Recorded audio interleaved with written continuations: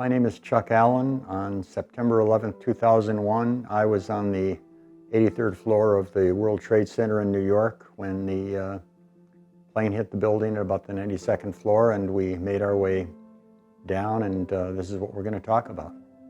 It's somewhat surreal, actually. I mean, you have to go back and look at some of the pictures, watch some of the shows to really regain the emotions and the feelings. But a lot of the things you don't forget because you experienced them. There were things you saw and did. There were probably three major parts of the experience which lasted roughly, I guess, an hour and a half.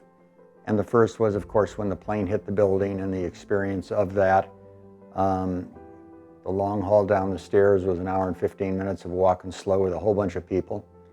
Coming out on the mezzanine where we actually saw the damage, the destruction, broken glass, police everywhere, sadly parts of bodies from the aircraft.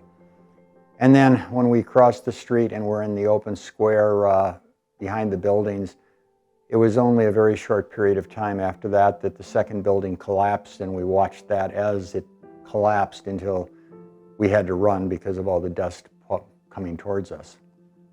When I'm back in New York, I don't really relate to the situation of 9/11.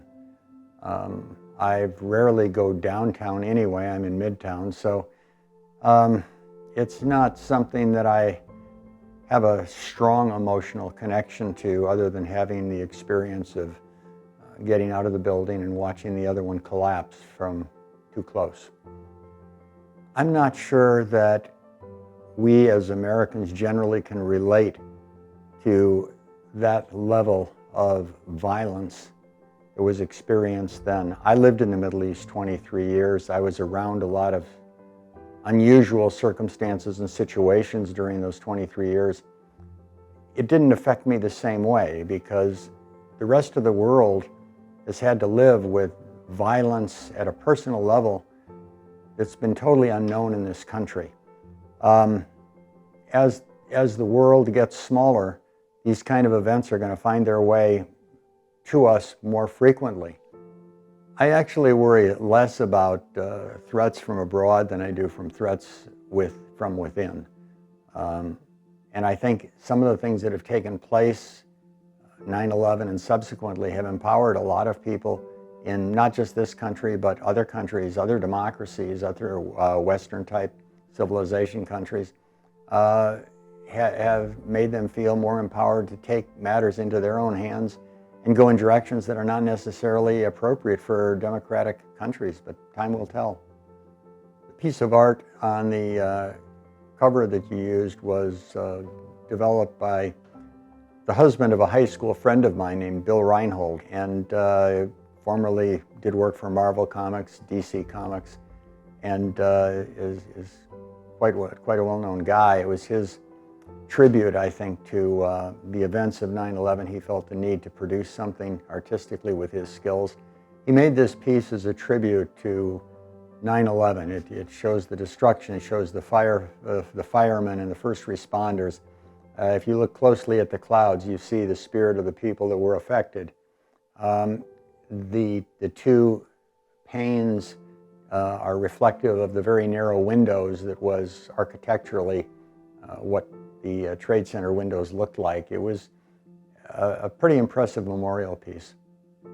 It is a really nice piece of art, but I think it touches emotionally on many of the elements that all of us felt when this event occurred.